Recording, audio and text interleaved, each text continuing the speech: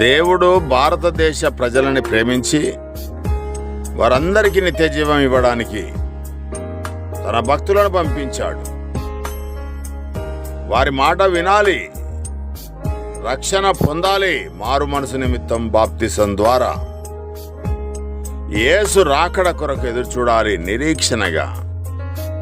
కానీ కల్పించిన కథలు ఎలా ఉన్నాయంటే, యేసు దేవుడని అలా అనేవారందరూ అవివేక అజ్ఞాన దశలో ఉండి పాతాళానికి దిగిపోయేవారే.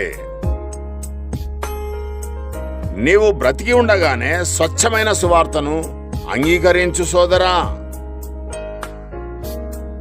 దేవుడైన యెహోవా దివ్య మహిమ నుండి మాట్లాడాడు 2000 సంవత్సరాల క్రితము యేసును గూర్చి శిష్యుల ఎదుట, నా ప్రియ కుమారుడని యేసును గూర్చి.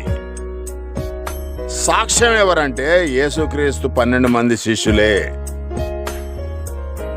శిష్యులు ఎక్కడ కూడా యేసుని దేవుడు అని చెప్పలేదు, ప్రభువు అని అన్నారు. అలానే ఉచ్చరించారు. అయినా మేమైతే దేవుడనే బోధిస్తామని అంటున్నారు మూర్ఖులు. మనిషిని దేవుని చేస్తున్నారు అన్యులలాగా. బైబిల్ చెప్పని విధంగా. 2 పేతురు 1:16-17